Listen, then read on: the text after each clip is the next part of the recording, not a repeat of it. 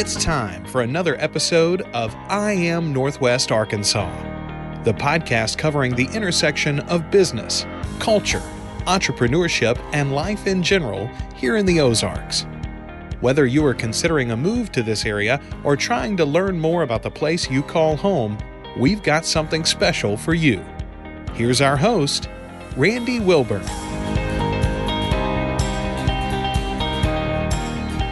Hey folks, and welcome back to another episode of I Am Northwest Arkansas. I'm your host, Randy Wilburn. I'm excited to be with you as always. I'm sitting here in the Furman Garner Performance Studio at KUAF. You guys know the routine. I partnered up with KUAF a while back. I have been a fanboy of public radio for many, many years, growing up outside of New York City, listening to public radio there and, Fresh Air and Terry Gross and all those amazing people. Just the simple fact that I've been able to partner up with our local public radio station is nothing short of, kind of like a dream come true. And I just enjoy being able to tell these stories and then have these stories be shared on the public radio airwaves. So that's even more special. So as always, you can catch a replay of the I Am Northwest Arkansas podcast, which comes out every Monday. You can actually hear it on the terrestrial airwaves on Tuesdays at 12 and at 7 p.m. on the Ozarks at Large episode of that day. And so certainly want to encourage you to check it out. And I also want to encourage you just to support public radio where and when possible, and public television for that matter. I mean, there's amazing programming that we don't always see on regular TV, right? Or regular cable, or you fill in the blank, whatever you're watching, Hulu, it doesn't matter. But public television is very powerful, and I'm a huge fan. So I really want to encourage you to check that out. But today I have a special guest. And one of the reasons why I wanted to have this guest on is because I've had a chance to kind of observe her from afar, not like in a creepy, stalky way, but more like just like kind of admiring her work and the things that she's doing. And so I think at the end of this episode, it'll be fully evident why I asked her to come on. But Alice Gachuzo-Colin is a Springdale, Arkansas resident. She's not from Northwest Arkansas. She's actually from the Northeast like I am. So we have that in common. But Alice has been here for quite some time. She has raised her family here, and she has basically, what I would say, settled in and dug in and taken roots here in Northwest Arkansas, even though she's got family from other parts of the South. And like I said, she's from the Northeast up in upstate New York. And so without further ado, I want to welcome Alice Gachuzo-Colin to the I Am Northwest Arkansas podcast. How are you doing, Alice? I am good. Thank you for having me, Randy. How are you doing today? I'm good. Listen, when I thought about this, and I said, I think it was about a year ago, I think when you were running for Springdale City Council, I said, oh man, I need to talk to this sister and learn a little bit more about her and her background. And we run in some of the same circles, have some of the same friends. I mentioned Nate Walls, Irvin Camacho, so many others that are doing really great things in our community. And I said, I got to have Alice on. And so I'm so excited just to kind of talk with you. I would love for you just to give your what we call superhero origin story, your background on how you ended up here and how you ended up doing you in the way that you do you on a regular basis. So, superhero origin story. That's right. We all have one. And here's the thing I'm going to say to you. You don't have to go back to kindergarten. You can start in high school, or you can start when you got here. It's totally fine. But no, just give our audience a little bit about who Alice is. Man, Alice originally started life in upstate New York, got to Northwest Arkansas in 1993. That's a long time ago. That is a very long time ago. I was 14 years old when I moved to Springdale. And I graduated from Springdale High School, go Bulldogs. And just decided this was home. This has been home. And I don't really know. I just decided that this was home, and I don't know where. I don't know. This has just been home. And so I decided that I wanted to have my family here. I have my kids who have lived here and they went to school here. I ran for office here. I worked for Springdale school districts here. I worked in the community. I'm a grassroots community organizer. I believe in just loving on your community. And that has pretty much brought me to where I am now. I mean, it's nothing spectacular. It's literally just, you got to put into what you got. You know, you got to give what you are into what you have. And I don't got a lot. So I just give, you know, really who I am into what I have. And you've done that in a lot of ways, I think. You know, when I and again, I mentioned the fact that you ran for office, but before that, you've been doing the Springdale annual MLK celebration. I think this is year 7 for you guys. You're also involved with the Get Loud Arkansas program. You're the Civic Engagement Coordinator. And for those that are not familiar with it, Get Loud Arkansas is a nonprofit civic engagement organization. It was founded by Senator Joyce Elliott to fight voter suppression and register new voters, engage low voter turnouts, and mobilize communities to use the power of their vote to shape the future of Arkansas. And I love what's on your card because it says Arkansas is worth fighting for. So one thing about me, if you'll notice, Randy, you know, you just named like several different things, right? Yeah. And it was kind of hard for me to name things. So I don't believe in tooting horns. Yep, that's okay. Obviously. Right? Let other people toot them for you. And so it's kind of hard for me to recognize things that I do that some people see as huge things, because I believe that when you do things from a genuine place, you don't really see them as being things of great importance. Yeah. The MLK celebration, we'll start with that one. I was sitting on my couch, me and my daughter and my son. 7 years ago, we were sitting in the house, literally, and we were like, yo, y'all want to have an MLK celebration? Seriously, we were just sitting there. And they were like, yeah. And the very next day, we went to the city council meeting, and we were like, I was actually sitting there and I was shaking, visibly shaking. And my daughter pushed me. And I went to the podium and I told them in January, and this was in December, I told them in January, me and my daughter and my son, we're going to have an MLK celebration. And that was 7 years ago. And I did it just because I felt like it was something that needed to be done. Not because I didn't recognize what was happening in Fayetteville, but because I knew that it was also a need for it to happen in Springdale. When I think about the vision of Dr. King, and when I think about the community of Springdale, I think about the ability that the people in Springdale have had to come to Springdale with no job, a lot of our residents in Springdale have come to Springdale with no formal education. A lot of them have not had the ability to speak the language of English.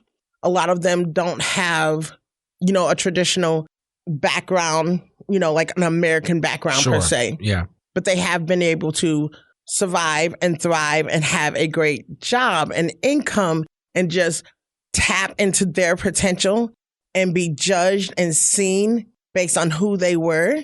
And I could not think of a better reason to celebrate the legacy of Dr. King when I looked around and saw all of the beautiful people and all of the beautiful colors and all of the beautiful races and religions coming together in Springdale. In the history of Springdale, being a sundown town. Yeah. And looking at all the people that were being able to achieve his ultimate dream. Yeah. And so that's why I felt like that was so necessary. And then to see that 7 years later, it's actually still happening. Yeah. Running for office in Springdale. Well, you know what? Before you go into that, because I do want to, you unpacked a lot just now. And no, it's good. It's like good when I start. Well, this is why I like to have these conversations. And most people understand, because people come to me all the time and they're like, are you going to give me a list of questions that you're going to ask me? And I'm like, no, we're just going to have a conversation. And that's, we're going to let it sit where it sits. Right. Yeah. And so, but I do want to unpack something, because you said something previously that I think a lot of people aren't familiar with. And again, as a history major, I graduated from Howard with a history degree. I love history. I love understanding it. And I think, they say people who forget their past are doomed to repeat it. And so it's important. But you said something very interesting about Springdale being a sundown town. I think Rogers was a sundown town as well. For the uninitiated, for people that are listening to this, a sundown town is simply a town where, as an African American, when it was sundown, you were not to be found anywhere out on the street at any point in time. It was almost like a self-designed curfew system that was only enforced one way and that period. And that was it. And I think Harrison was a sundown town. I mean, there are several sundown towns up here. And so we're not that far removed from a time and a place where things were a lot different, even to the point where I've talked to athletes that played football here in the 80s. And they were told instantly, as soon as they got here, even if they were from the Delta or some other place in the South, they were told right away, you were not to be in these areas after a certain time. It's just the way that it was. And some people, when they hear it, they're like, oh, get out of here. That's not the case. And I'm like, yeah, it kind of is. And it's okay, because that's some of our history. And that's what we need to be aware of, right? That's kind of like what we're fighting with now with this whole idea about banning books and all this other stuff. It's patently ludicrous, because the more we know, the more we grow.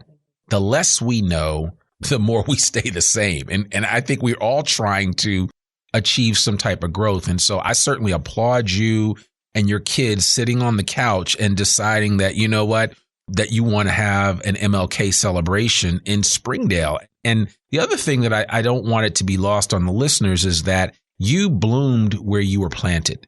You were planted in Springdale and you have bloomed there. I mean, people say that expression. You hear it said, literally. Yeah, but you literally bloomed where you were planted. You were planted in 93, and you have over the years, you know, you've added a lot of manure and other stuff to grow yourself. But I mean, that's the beauty of the growth that I think we're all seeking whenever we go a place.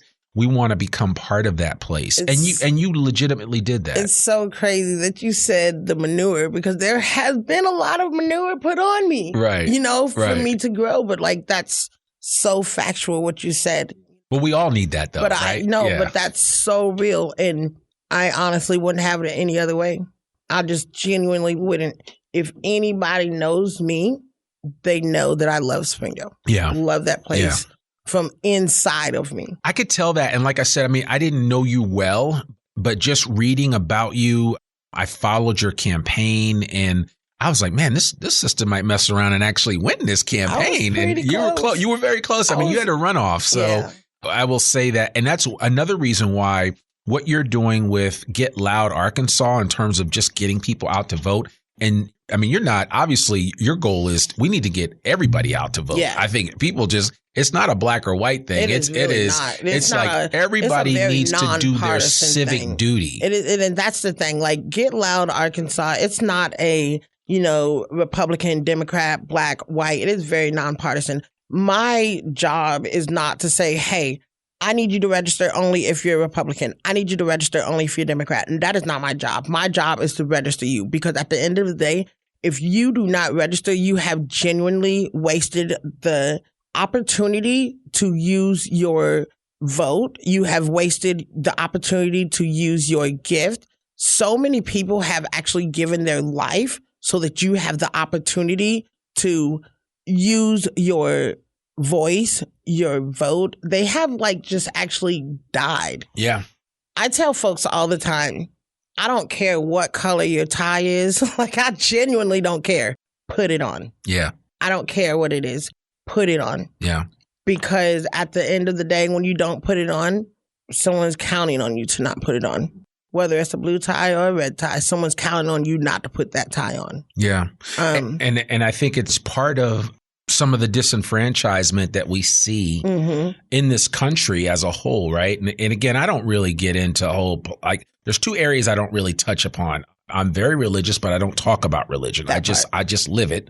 And I'm very political, but I don't talk about politics because there's plenty of podcasts out there that get on that. But there are concepts and ideas that I think we can all embrace. And I don't know a person out there that wants to be disenfranchised, but there's so many of us that are, because of our inability to either trust the system or to want to be a part of it because you feel like it's so broken, it's unfixable. Well, if it's not fixable, somebody has to go in and fix it, right? I mean, that you can't. Part. Yeah, you can't just sit by. You can't be a spectator. If it's not, if you're like literally, come on now. You can't be a spectator. You got to say, you know what, this is broke. We got to do something about it. And I kind of see that as, you know, when you decided to dip your toe into the water and run for city council, not that you felt like, oh, well, Springdale's broken, but you were like, hey, I've got a voice. I want my voice to be heard in a different way, right? Yeah. Because once you become a city councilor in any city that you live in, your voice is heard in a different way. And you get to take in things and learn things about your city that you didn't know before. And you get to be part of the process, really part of the process. And I can say that was scary. I'm going to be honest. You know, that was a scary process. Why? I mean, it was scary not just for me. It was scary for my children. Yeah. Because when you take a step like that, you're not taking that step just for you. Because you're not putting just yourself on a spotlight. Yeah. You're putting your whole family in a spotlight. Absolutely. You know? Yeah. And if anyone knows anything about Alice, they know that everything that Alice does, Alice and those three little people, you know, they are literally my little shadows. They are everything. It's always us three. Sure. Or us four against the world. And so every decision that I make, it's usually us four. We make that decision together. And so it was scary to make that decision and know that it was not just going to be me, and it was going to be me and three other people. Yeah. But once the decision was made, it was us four together, and it was okay. And they knocked with me, and they walked with me, and they stood with me, and they canvassed with me. And the night of the first, the first election night. And so I remember like it was yesterday. I sat in there, and the first, the results came, and I was like, oh man, I didn't make it. And I sat down in my chair and I started crying. Like I just started crying. Right. And my daughter was like, Mom, what are you doing? Like, why are you crying? You didn't read it right. And so like my dog is crazy. Mm-hmm. So anytime anyone naturally, anytime anyone starts like, screaming and like she goes crazy, and so they're like, oh my God, you made it to a runoff. And so like, I'm still crying because I don't know what's going on. Right. And they're like, Ma, you made it, you made it, you made it. And so then like I freak out because now I realize that I didn't lose and I made it to a runoff. And they were like, Mom, we're so proud of you. Yeah. So then I realized that everything that my children has seen in me for all of these years, all of these people in Springdale have seen in me. Yeah. And not have they just now, like people have been saying this for years. They've been telling this, Alice, we see this in you. We believe in you. We know you can do this. I've been hearing people tell me this for years. You can hear people say things. Sure. But until that moment, I had just heard it. But once it came across that screen, I actually saw that that's what they really meant. And then the tears came for a different reason. Yeah. I was so proud. I was proud of myself. I was proud of my grandma. So my grandma, Alice, that's what I'm named after. Her name is Alice B. My name is Alice B. Grandma Alice passed away when I was 20 years old. Okay. And I always felt like this is where the real Alice is coming. That's fine. I always felt like I would never have made her proud. Take your time. So at that moment, I felt like I had pride, even though, she had been gone for 20-something years. Yeah. At that one moment, I felt like I had finally made my grandma proud. Yeah. Yeah. You felt like you stood on her shoulders. I really did. Yeah. Yeah. Because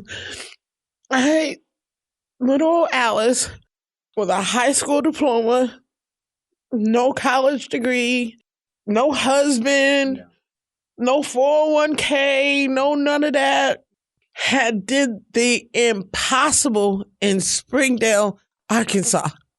Yeah. I was so proud. Yeah.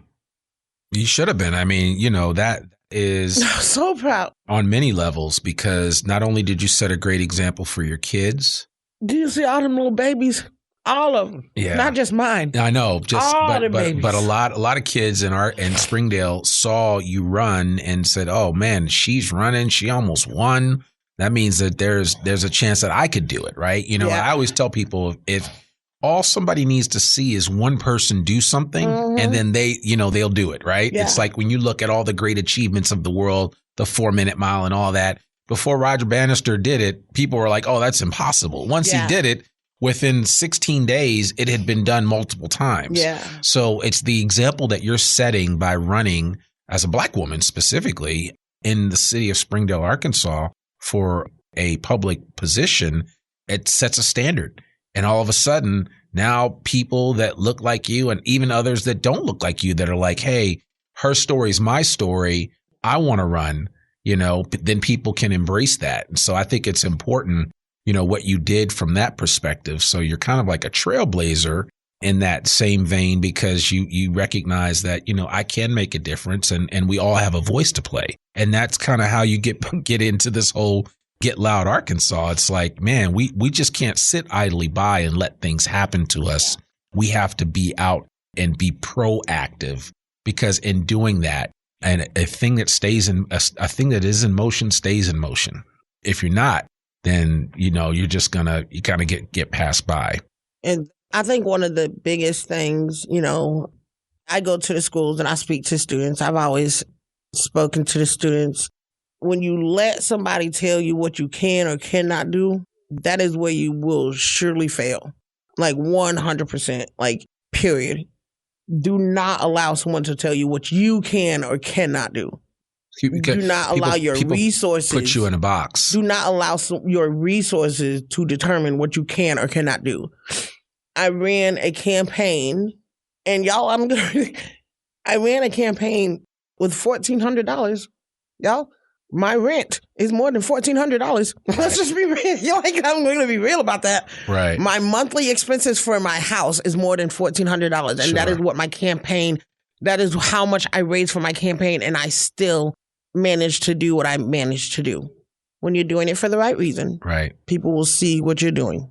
Yeah, I think it's like I said, I think the effect that you running in Springdale is having and will continue to have is what we call a long tail effect, right? That it's not just something that you see in this moment, that you're going to see it down the road and somebody's going to look back and refer back to when Alice ran for city council in fill in the blank date, 2022. And so I think, again, because I always tell people all the time, you just don't know who's watching, because somebody's always watching. And said evident, like seriously. Yeah. Never in a million years.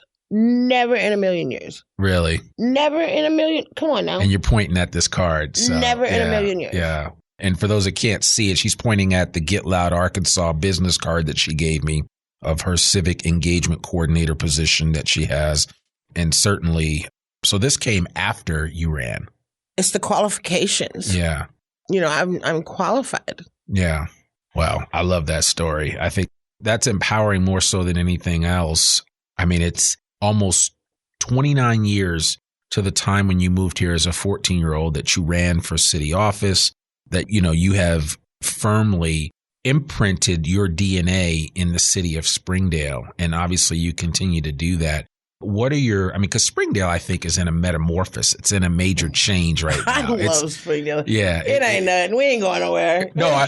Springdale's not going anywhere, but it's changing. Like I tell people all the time, like I drive down Emma now and I'm just like, I'm almost breaking my neck and not making sure I don't run into a car in the front of me, because there's so much change happening in Springdale. And I think each city in its own right, it has gone through its stages of change, and Springdale's going through a really unique stage of change right now. So what's kind of crazy is because Emma right now, like we're homegrown, brand new restaurant. Shout out to Homegrown. Very good food. Legit.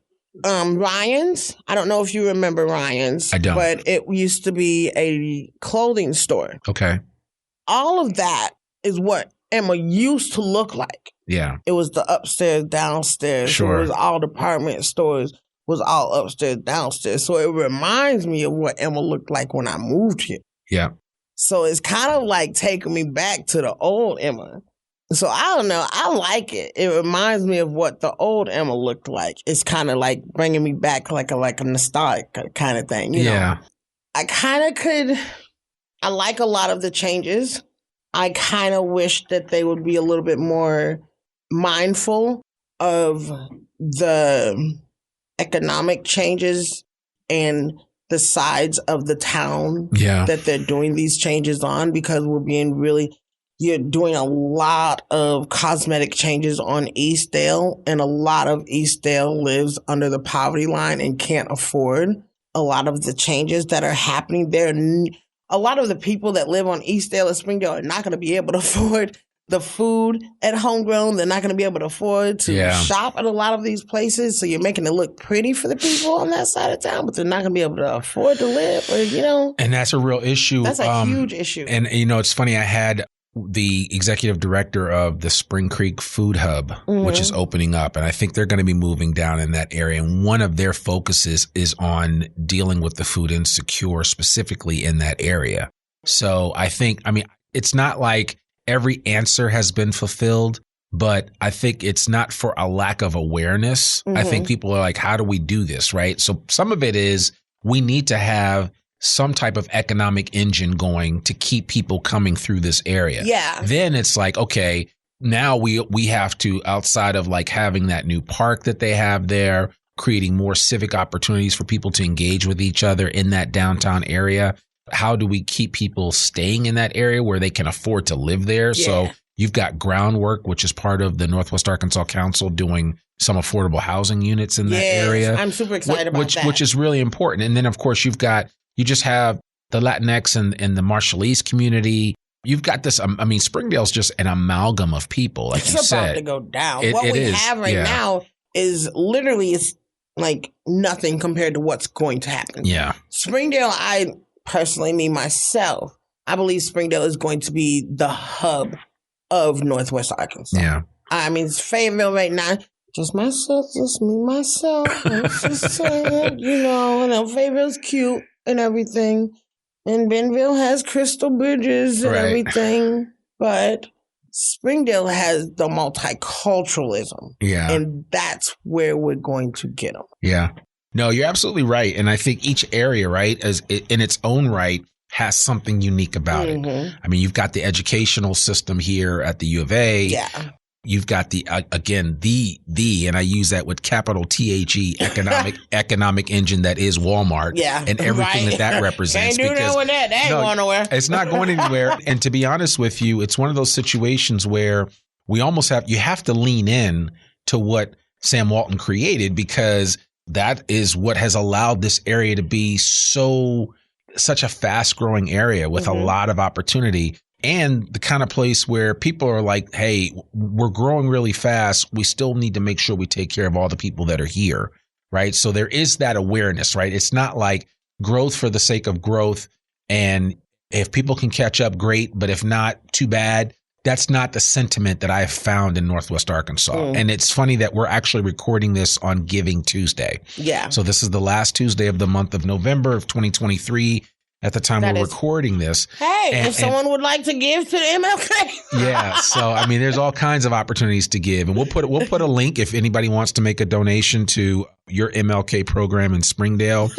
We've got the MLK program that's here in Fayetteville. Yeah. And actually they're having, Hannah Nicole Jones. Is it Hannah? What is her last name? I'm drawing a blank right now. But the creator of the 1619 project with the New York Times. She's going to be here. And I think it's going to be interesting to experience that. But that's going to be nice. It is going to be nice. That's going to be nice. So, but what I'm saying is this, is that you're absolutely right about Springdale. Springdale does represent something unique here in Northwest Arkansas. And it is that diversity, which I think every area is aspiring to. We just haven't quite gotten there yet. We'll get. But yeah, we will get there. And as I always like in Northwest Arkansas, for the uninitiated or for those of you that are thinking about moving here, Bentonville's the top slice of bread. Bentonville, Bella Vista is the top slice of the sandwich. Fayetteville's the bottom slice, and then you've got all that good stuff in between, the smoked turkey and all that other stuff that you don't really expect in Rogers and Lowell and Springdale for sure, and Johnson, that really make this area special. And it's just going to continue to grow like that with people like Alice and her family and so many others that have decided that, they're going to call this place home. And I think when you call a place home and you give to that area ultimately will give back to you. It's an expression that my grandfather used to use all the time. Wherever you are, make sure people know you're there. Amen. So, I think it's important. And sometimes we forget that. We can kind of get comfortable and just get into our 9-to-5 routine. And it's just everything becomes routinized. But life really isn't routinized. We'd like to think it is, but it really isn't. And so there are ups and downs. There are ebbs and flows throughout our lives. And so, and like, as I like to say, sometimes you have to reinvent yourself. Sometimes you got to get creative about things because you do want to make a difference and you do want to leave your mark because our time here is very short to begin with. And so you don't know when your number pick. Right. Exactly. So, that's why you got to go all out while you're here and make a difference. And I believe that people like you, Alice, and so many others that I have encountered here in Northwest Arkansas, almost the last 10 years that I've been here, have really dug in and have called this place home. And while they may be from some other part of the country or of the world, they are making a go at it right here in Northwest Arkansas. So, this is home. This is definitely home. So, my family asks me all the time, when you going to come home? Chad is home. This is home. I am home. Yes, that's right. That's right. So, well, like I said, you are planted. You really are. Hearing the rest of your story and some of the things I didn't know, you clearly were planted here. You were planted here in 1993. And again, there have been additions and subtractions, but the sum totality of what you are, and a lot of it has to do with your experience here in Northwest Arkansas. So listen, real quickly, how can people get connected with you, especially as the Civic Engagement Coordinator for Get Loud Arkansas? I want to start with that. Yeah, so they can reach out to me. They can email me at getloudarkansas or alice@getloudarkansas.org. Right. Yep. And we'll put all this in the show notes so everybody can get that. I'll make sure I put all this information on there, as well as a link to the website, which is getloudarkansas.org. So they can email me there, and they can just call my phone number, and he'll give you all of that information. Yes, I'll put that and out. Then there's the P.O. box. You can send mail or whatever. There's a QR code that he'll be able to put up there as well. And that will give you it'll send you straight to our webpage, and that will allow you to register to vote. It'll give you some information about voter suppression. One thing I want to make sure you guys understand is that Get Loud Arkansas is all about civic engagement. We want to make sure that people understand that they give a lot of information that is not exactly correct information. They tell you that, if you have a felony on your record, you can't vote. And in the state of Arkansas, that is not true.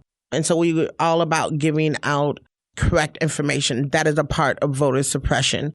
And so we want to make sure that we're fighting voter suppression. So get in touch with me so that we can make sure that we give you the correct information. We also want to make sure that we can set up some voter sites and voter registration, just anything that we can do to help shift the narrative and give people the correct information. And I'm here to help any way that I can, get people involved and be a better person, be a better you. Yeah. Help Arkansas be the best Arkansas it can be. It can be. Any way that you feel is best for you. Yeah, I love that. And if people, the MLK celebration, does it happen on MLK Day every year? This year, we're doing 2 days. So we're doing Family Fun Day, which is going to be on the 14th of January. That's going to be in Springdale. And this year, we're going to do free haircuts. We're going to give out some free food boxes and some blessing bags and just And this is open to anyone, right? This is open to anybody. I don't even got to live in Springdale. Yeah. Just come and be cute. And that's going to be at the Jones Center. and that's going to be on the 14th of January. Okay. And then the MLK March will be in Springdale on the 15th, and that is on MLK Day. Okay. Yes. All right, perfect. We'll put that out there. And certainly if you're listening to this after January, which you might, you can always, I'll make sure I put information in there for you to connect with Alice so that you can understand exactly what's going on and how you can maybe get involved the next go around, or maybe get involved with her with Get Loud Arkansas, or you're thinking of moving to Springdale and you just have some questions for her. Yes. I'm sure you'd be happy to answer those questions. And you should come to Arkansas because we're super cool. For real. Don't sleep on us. Right. Well, and people don't know. I mean, there's all kinds of options. I mean, that's what I like about Northwest Arkansas is that you have all kinds of different flavors, and there's some amazing food in Springdale. Mm-hmm. What is your favorite restaurant? Woo! I know you probably get you in trouble with some of your friends that own restaurants, but what's your favorite spot to go to? Okay, so I don't even care. Get mad. It is what it is. So I eat Taqueria Mexico. And the reason why I picked Taqueria Mexico is the very first authentic Mexican taqueria that opened in Springdale. They opened in 1995. That is the very first real taqueria that opened in Springdale. Have you been going to them since then? I have been going to them since they opened. Wow. Okay. That's the first place I ever ate a real, straight, authentic Mexican taco. And I was like, what is this? And how am I going to get full off this little thing? Right. And my friend was like, no, you can split it up and make 2 out of 1. Yeah. And I was like, okay. Yeah. And I've been hitting it ever since. So that's funny. Taqueria Mexico. And the buche tacos, they the best. Okay. All right. Well, we should be sure if you go to Taqueria Mexico. Yeah. Make sure you tell them that Alice sent you. Alice sent you. And La Morena. Yes. So, yeah, that'll be perfect. So, well, listen, this has been great. We really appreciate you taking time out of your schedule to come sit down with us and kind of share your story.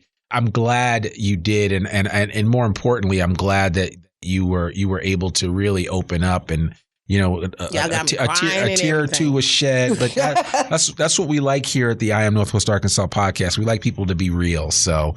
But now, Alice Gachuzo-Colin, thank you so much for joining us on this podcast episode today. Thank you for having me, Randy. I appreciate you, baby. Absolutely. Well, folks, that's another episode of the I Am Northwest Arkansas podcast. To learn more about us or to read or download the show notes from today's episode, visit IamNorthwestArkansas.com.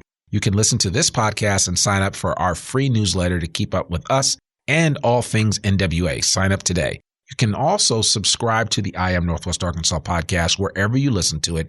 And please, please, please, please, please consider rating and reviewing us on Apple Podcasts. Remember, our podcast comes out every Monday, rain or shine. I'm your host, Randy Wilburn, and we'll see you back here next week for another new episode of the I Am Northwest Arkansas podcast. Peace. We hope you enjoyed this episode of I Am Northwest Arkansas. Check us out each and every week, available anywhere that great podcasts can be found. For show notes or more information on becoming a guest, visit IamNorthwestArkansas.com. We'll see you next week on I Am Northwest Arkansas.